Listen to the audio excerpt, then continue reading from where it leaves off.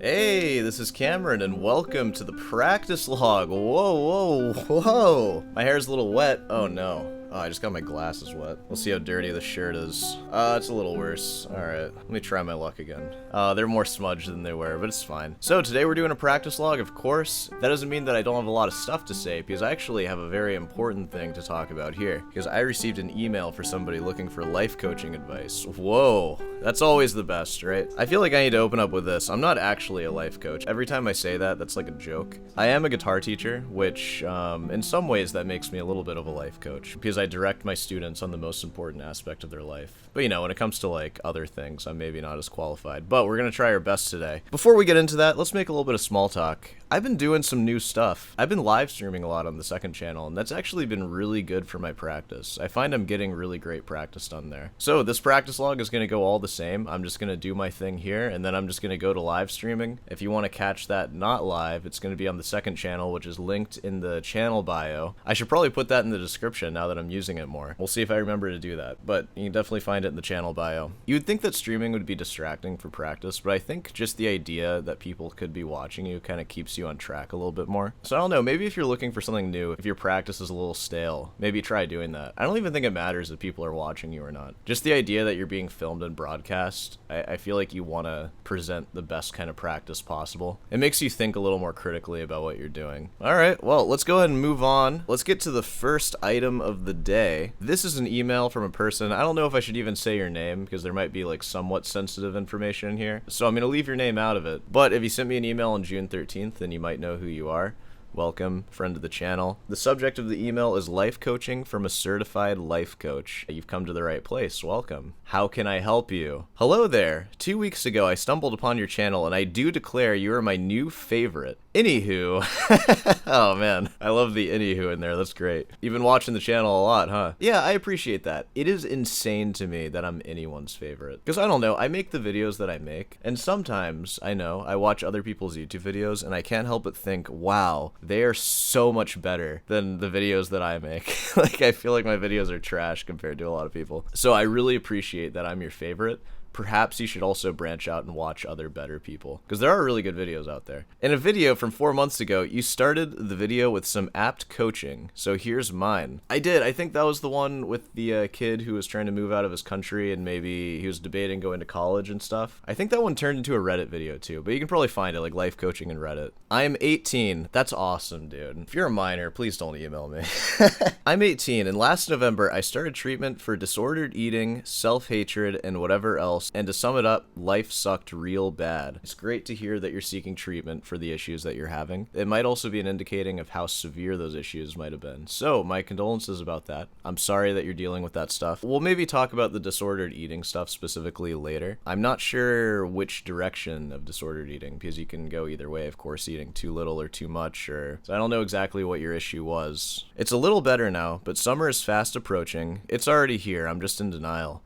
Summer is here. It's hard to deny it where I live because it's so hot all the time. And I'm 100% sure I will rot away and devolve back into old habits. Just from hearing that, I don't know, I'm gonna go ahead and bring this up. I was 18 once too, and I would also rot sometimes. Now, of course, I sort of found my purpose and meaning pretty early on, and it was playing guitar and like doing other stuff too, like entertaining. I just love doing that. And this YouTube channel is just sort of all of that brought to fruition in my adulthood, and this is very meaningful to me. What it might sound like is you're a late teenager, you're gonna rot all summer. That probably means that you don't really feel like you have much of a purpose in life. Without purpose, it can be pretty hard to do anything. I'll get into some stuff just to kind of try to relate with you. When it comes to like self-hatred and maybe like body issues, which can sometimes be where eating disorders come from, I had those because I was always kind of a chubby kid. When I was 16 to 18 or so, I kind of stopped eating like a lot, and I got really thin. I weighed like 130 pounds standing at 5'9", which isn't like horrible, but that's a very thin 5'9". Like if you saw somebody that height who weighed that much, they would have to be very thin. And that just came from pure self-hatred, just hating the way I looked, like having people in my life who would comment on like being like overweight. So I just kind of came to that. I was just like, I'm just gonna stop eating then. And then later in life, like when I was 22, 23 after college, I kind of went the other way,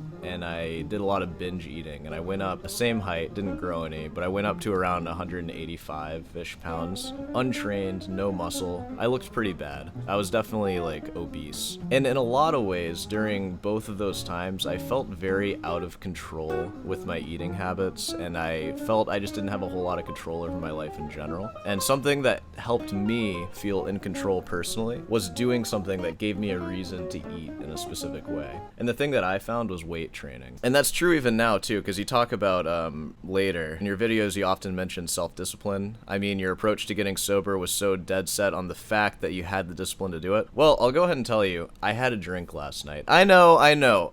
Hold on. I'm not perfect either. I've been sober like 25-ish days, and I just wanted to try it to see if I could have it in my life to a really small degree. So I had 3 beers last night. And that's all I had, and I felt pretty good about that. I'm not hungover this morning or anything like that, and I don't plan on drinking for like a long time now. But I promise you, if I start having that feeling of like I want to do it every week or every 2 weeks or even every day like I was doing, I have to cut it out completely. I went back on my word, I recognize that. I feel that I did it very responsibly. And I will say it was fun, but it wasn't really more fun than not drinking, because I've spent so many nights now not drinking in a row that it was really easy to compare. And yeah, it was like normal. It was fine. I'm gonna continue to be sober, and I'm gonna continue to have like a really clean diet. And what helps me do that is not only my discipline, just sheer discipline to do what's right for my body. I also care about training. I care about getting the most amount of pull-ups possible. And I find that as I get more into training and I care more about my pull-ups, it makes it a lot easier to have discipline, to eat the right foods, and to not excessively drink or even drink at all, just because it's not helpful for my goals. Without training, without physical activity, without having some kind of physical goal, I tend to just not really care about my diet. I don't care about what I eat, what I drink. It doesn't matter. My health in general just kind of goes out the window. This is like stupid jock life coaching advice that I'm giving you here. But if you have issues with eating and you have issues with self-hatred, it might be beneficial to just try doing that and try having a goal and sort of figure out what you need to eat to achieve that goal. And let me tell you, I don't care what you're doing health-wise. If you achieve the goal of doing 15 pull-ups in a row, you're healthy. You're just not unhealthy at that point. Like, you have to be healthy. Like, the food you're eating is working for your body. And I have to say this too, because I was also like an artsy, skinny teenager. I feel like working out has a big stigma around it, where it's kind of like for jock idiots. My adult life would suck without training. And every time I go without training, my adult life sucks. And I feel powerless, and it's just not a way to live. And as I've gotten older and my life has gotten more and more stable, exercising is just a part of that. Weight training is a part of that. It's as important as practicing guitar, any other thing that I do for just my sanity and health. And once again, I know this is like the same advice you'd get if you emailed Andrew Tate or something. I'm not trying to be that guy right now. All I'm telling you with it is that in my own life, it has really helped me feel in control of myself. So that's it. And it doesn't have to be weight training. It can be running. Like, you can have running goals and stuff. But you know, weight training is cool though. How can you be so sure? And you're saying that about me being so matter-of-fact about stopping drinking? Well, as you can see from today, I'm not sure. But I find that it's better to just make a statement and make a decision than to just be sort of wishy-washy about it. And maybe I'll take a week off drinking, maybe I'll take a month up. I think it's better to just banish it, and then it might creep in every once in a while. If it does, don't beat yourself up over it. The last time I woke up after drinking, it was a month ago, and I was blackout drunk, and I woke up so hungover. I woke up with a headache from smacking my head on pavement. I woke up with a bruised elbow. And now today I woke up not hungover at all. I only had 3 beers, and I'm perfectly fine. And I have resolved today to keep going. I have no desire to do that again, at least for a really long time. You say in the video that it doesn't serve you anymore and you don't want it, but I still dream of going back to my old habits with food. So I assume that we're talking about binge eating right now. And like I said, it's when I started working out, I sort of became aware of what my body needed. I started getting more protein focused. And if you start eating like 200 grams of protein a day, it's going to be pretty hard to overeat beyond that. You still can, of course, but not to the extent of eating like BS food all day. Why do we want to not binge eat? We want to lose weight, probably. And that's exactly why I have those pull-up goals, because I want to get lighter, not even just for my aesthetic or just how I feel or for any other reason. Like I do want to lose weight for that, but it helps to have the additional reason of I want to be able to do 20 pull-ups in one set. That would be dope. And when I'm staring down the face of food that I know I don't really need to eat, I think about all those first things, but then also it's like, but the 20 pull-ups, I want that. And a lot of times that's enough to have me shun the food, and it's just like, I don't need it. I have all these goals, and that food helps me achieve none of them. In fact, it is detrimental to achieving those things. So the more positive goals that you have that are reinforced by these good habits that you want to adopt, the better off you're going to be. You definitely don't have to answer this. I know I don't. This is my freaking channel, dude. I'm just kidding. Of course I'm going to answer something like this, especially now that you're a big shot with 20k subscribers. Yeah, dude, yeah. Yeah, and that's another thing too. You might look at my 20k subscribers and be like, wow, he has it all, huh? This guy can do anything. Also, it's 23,000 right now. And I remember when I was 18, I felt very just unsure of how I was going to make it as a guitarist slash like whatever it is I am. And you always see these young kids who are just famous already and they're just rich. And just try not to get too discouraged by that. Honestly, if you can use your teens to just kind of find out what motivates you, that's like the best use of time. Even if you're rotting, you don't have to be super productive when you're a teenager. And if you can just enter your 20s just having a good idea of what you want, what even is your goal, you don't even have to know how to achieve it yet. Like, look at me. I know for a lot of you, I'm a young man, because my average viewer age is like 50 or something like that. But I mean, compared to these like YouTube standards and stuff, I'm actually pretty old. And I'm 27 right now, and I'm starting a master's degree. Most of the people I know who are pursuing higher education in music, they're my age and they have their doctorate already. They're doctor whoever. And I'm over here 27 with only a BA, which is like a joke, right? So yeah, like I too feel like kind of late to a lot of this stuff. And you know, I wasn't 18 when I got like 23,000 subscribers. Like I started this when I was 24 and I didn't get the big subscriber numbers until like 4 or 5 months ago when I was 27, basically. Or maybe late 26. So that's already 8 years older than you are right now. And if you just have this stuff in mind, you will probably be able to figure something out in 8 years. Like, think about where you were 8 years ago. You were 10. Dude, and now you get to have your adult brain for another 8 years before you're even me, which I'm still a young man. Yeah, you're gonna be fine. The fact that you're even reaching out to me right now, and the fact that you seek professional help too, it tells me that you want the best life possible and you don't want to rot all summer. So you're taking the steps to do that. So already I can tell that you're gonna be fine. On a lighter note, your impressive collection of videos in such a short amount of time, both in quality and quantity, you're too kind. It's okay. Has helped me a lot to distract myself when times are rough. That's the best thing with this channel, and I'm very happy that people find comfort in my videos. So thank you for that, and no problem, anytime. I'm gonna keep making them too. But also made me hashtag lol. You put a hashtag in an email? Is that what teachers are teaching you in school right now? It's cool to put a hashtag in an email? When I just need a little giggle. Your takes are refreshing, and I feel at least 2% smarter since 2 weeks ago. 1% per week? That ain't too bad. Also, I really enjoy the new style of video of your podcast channel. Please keep them coming. That's going to be the next thing you hear. Kind regards, a fan, uppercase P. It's like that shape. Yeah, I don't know. Hopefully I gave you some stuff to chew on there. I mean, I guess to summarize, the main things that are going for you, you're young, you're asking questions, and you're asking for help. That's the best thing you can do. Use the next 2 years to figure out what motivates you. And what I mean by that, for example, when I was a kid, I used to love Pokemon. When I really reflect on that, why did I love Pokemon? You know, was it the colors and like the actual Pokemon? No, obviously not. What I loved about Pokemon was grinding to see a number go higher, and then I would beat my friends who didn't grind as hard as me, and that would give me immense satisfaction. And that same grinding can apply to guitar. It can apply to a lot of things. And some of the things you find might even be shameful too. I found, like, ever since I was a teenager, that I can be quite vain sometimes. I'm like a mirror checker. I look in the mirror. I make sure I always look like, you know, perfect, whatever that means. And that's a very disturbing fact to find out about yourself. Like, why am I like this? If I met somebody like this, I would hate them. That's like such a weird way to be. But I find that when I'm in a gym and I have a mirror to look at myself while I work out harder and I'm way more likely to show up. And you know what? At the end of the day, it's about going to the gym and actually doing the work. I know what motivates me. I find a gym that has a mirror. And I have those weird things that motivate me, but I still get the job done. You find what makes you tick. And that's what I mean by find what makes you tick. Find those dark little desires that you have and funnel them into something productive. And of course, this goes to you and anyone. Feel free to reach out for more details about any life coaching stuff. Oh yeah, and in all of that, be sure to practice your guitar too. It's the same as training. It's just another thing to do for your soul that's going to be productive and good for you. And you're going to be glad that you did it. You don't need Instagram. You don't even need YouTube except for my videos. But I only post like 10 to 20 minutes of content a day, and it's content that'll get you fired up to practice and do whatever you want to do with your life. Don't watch like Coco Melon or something like that on YouTube. At least the practice logs might get you fired up. Like this one, you feel freaking ready to take on your life? Do it! Do it! Alright, I think that pretty much covers it. So, what I'm gonna do now is I'm gonna start streaming on the second channel. Obviously, you're not gonna catch it after watching this because it's already done. It's probably happened a day ago. I might be streaming now, the next day. Alright, I'm gonna get to practicing. So, I'll see you on the other side. I'm gonna try to play through everything and then we're gonna call it a day for here. Check this out.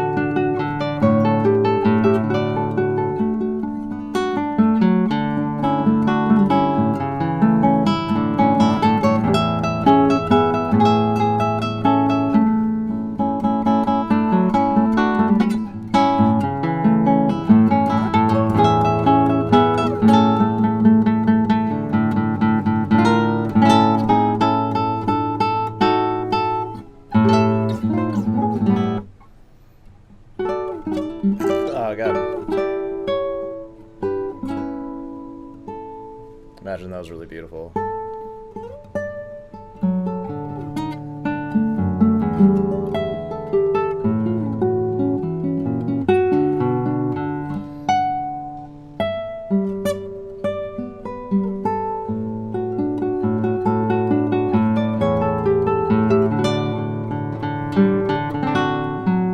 Wow, tempo.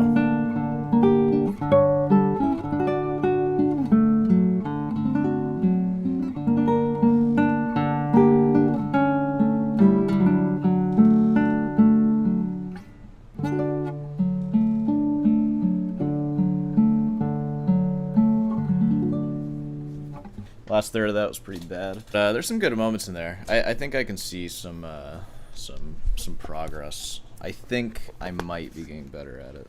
I'm not just doing nothing over here. Hey, whoa, my hair is dry now. Yeah, that was a pretty long one. We went on for over 3 hours or so I pretty much did half and half Lobe de Trinan and Beatle 997 Prelude. That's probably one of the first times I've tried to play all the way through that stuff. I feel I made a lot of progress on it today, but in like a week or so, putting in the work I'm putting in now, it's gonna be, I think, fully fleshed out. I've done a lot of slow practice with like connecting the melody with that.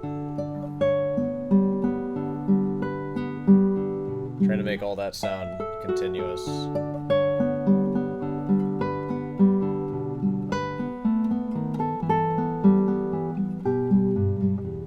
I feel like that's coming out well. Obviously, there's some tricky stuff in there that needs to be worked out, but that's being worked out. Okay, I think it's about time that we wrap this up. Hey, you know, if you made it this far, be sure to subscribe and leave a like. Of course, if you want some guitar lessons, I'm fully booked, but feel free to reach out with an email. Head on down over to Root and Delight for some merch. Man, it's been a while. I filmed the beginning of this video like 4 hours ago about, so I kind of forgot what I talked about. But of course, if you have any questions about anything, feel free to leave a comment, all that stuff. Alright, well, I'm gonna film some reaction logs now, I guess, since I have all my practice out of the way. So, I'll see you in the next one.